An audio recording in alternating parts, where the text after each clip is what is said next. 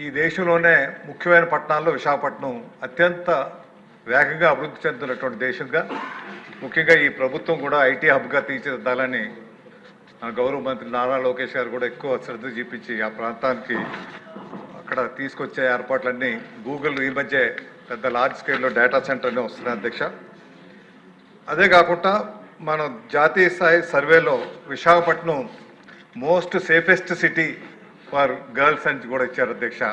ఈ దేశంలోనే మహిళలకి చాలా భద్రత కలిగినటువంటి పట్టణంగా తీర్చిదిద్దారు. ఇటువంటి పట్టణానికి చాలా బ్యూటిఫుల్ పట్టణం కూడా అధ్యక్ష. ఇటువంటి పట్టణానికి జీవీఎంసీ పరిధి పెరిగాక చాలా గ్రామాలు విలీనమయ్యాయి అధ్యక్ష.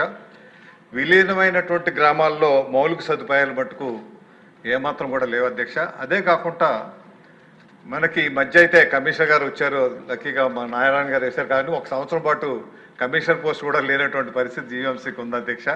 కొత్తగా కమిషనర్ వచ్చి వారు యాక్టివ్గా తిరిగి అన్ని చేస్తున్నారు అధ్యక్ష.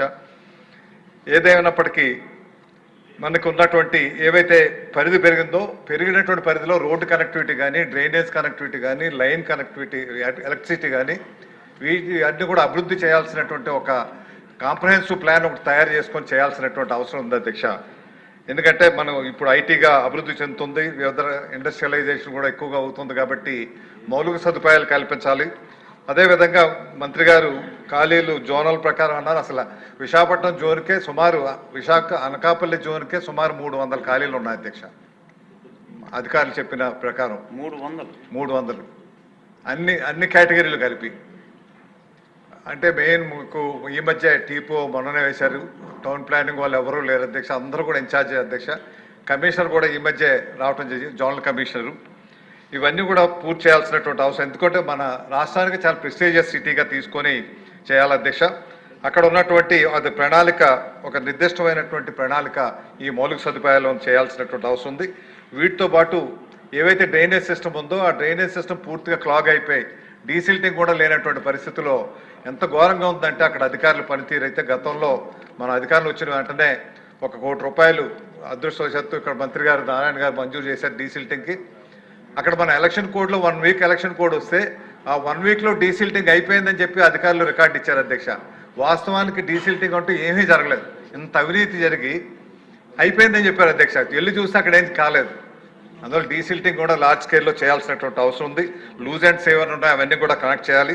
అనకాపల్లి జోన్లో ఎస్టీపీ ఒకటి ఉంది అధ్యక్ష, అది పూర్తి స్థాయిలో పనిచేయట్లేదు. గతంలో ఎప్పుడో 15 సంవత్సరాలు 2005వ సంవత్సరంలో పెట్టినటువంటి ఎస్టీపీ ఇప్పుడు పనిచేయలేనటువంటి పరిస్థితి ఉంది, అది పూర్తి స్థాయిలో పనిచేయాలి.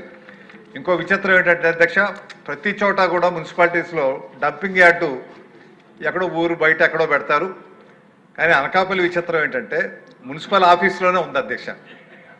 ఊరు మధ్యలో మున్సిపల్ ఆఫీస్లో ఉంది, ఇప్పటికీ కూడా తరలించే ఏర్పాటు చేయలేదు అధ్యక్ష. ఎవరికైనా మున్సిపల్ ఆఫీస్ ఇదని చెప్పడానికి కూడా మాకు సిగ్గుపడే పరిస్థితి ఉంది అధ్యక్ష. దీన్ని మార్చాలి. గత ప్రభుత్వం ఎటాగా పట్టించుకోలేదు. వీరికి కావాల్సిన ప్రత్యామ్నాయ ఏర్పాట్లు చేయాల్సిందిగా వారిని కోరుతూ, మీకు ముఖ్యంగా ఈ మున్సిపల్ బిల్డింగ్ కూడా చాలా పురాతనం అయిపోయి వర్షం వస్తే వర్షం నీరు కూడా లోపలికి వెళ్ళిపోయేటువంటి పరిస్థితి ఉంది అధ్యక్ష. అక్కడ జోనల్ ఆఫీస్ బిల్డింగ్ ఒకటి మంచిది కట్టాలి. తర్వాత ఆ మున్సిపల్ ఆఫీస్ ఊరు మధ్యలో ఉంటుంది, మీకు తెలుసు అధ్యక్ష. అక్కడ ఒక కమర్షియల్ కాంప్లెక్స్ కూడా పెట్టి ఒక మున్సిపల్ ఆఫీస్ 2 కూడా పెట్టచ్చు. మనకి జీవీఎంసీకి ఆదాయం కూడా వస్తుంది కాబట్టి ఆ రకంగా కూడా చేయొచ్చు. అది పబ్లిక్ ప్రైవేట్ పార్ట్నర్షిప్గా చేస్తారు, లేదంటే గవర్నమెంటే ఫండ్స్తో చేస్తారు. ఎటా చేసినా అక్కడ ఒక మంచి municipal office building, commercial complex కూడా కావాల్సినటువంటి అవసరం ఎంతైనా ఉందని తెలియపరుస్తూ, ఇంకొక ముఖ్యమైన లోపం ఏంటంటే అధ్యక్ష, జోనల్ కమిషనర్స్ ఉన్నారు అధ్యక్ష. ఈ జోనల్ వ్యవస్థను నియోజకవర్గ స్థాయిలో జోన్స్ కింద విభజిస్తే అప్పుడు పరిపాలన సౌలభ్యం జరుగుతుంది కాబట్టి గతంలో శాసనసభ్యులు అందరూ కూడా ఏకగ్రీవంగా అడిగారు అధ్యక్ష. దాన్ని ఆమోదించి త్వరితగతిని చేస్తే, లేదంటే ఒక నియోజకవర్గ పరిధిలో ఉన్నటువంటి శాసనసభ్యులు 2-3 జోనల్ కమిషనర్ని సంప్రదించాల్సినటువంటి పరిస్థితి వస్తుంది అధ్యక్ష. అదొకటి మార్పు చేయాలి. అదే కాకుండా జోనల్ కమిషనర్స్కి అధికారం కూడా ఇవ్వాలి అధ్యక్ష. ఇప్పుడున్న జోనల్ కమిషనర్స్ ఏమీ చేయలేనటువంటి నిమిత్త మాత్రులు అధ్యక్ష. ఏ డిపార్ట్మెంట్ కానీ, టౌన్ ప్లానింగ్ కానీ, మీకు మీకు ఇంజనీరింగ్ డిపార్ట్మెంట్ కానీ వాటర్ డిపార్ట్మెంట్ కానీ ఏ డిపార్ట్మెంట్ కూడా జోనల్ కమిషన్ రిపోర్ట్ చేయరు అధ్యక్ష. వాళ్ళకి సంబంధించినటువంటి చీఫ్స్కే రిపోర్ట్ చేస్తున్నారు. అట్టా కాకుండా జోనల్ కమిషనర్ ద్వారానే రిపోర్టింగ్ చేసే అధికారం జోనల్ కమిషనర్స్కి ఇస్తే వాళ్ళు ఎఫెక్టివ్గా పనిచేయగలుగుతారు అధ్యక్ష.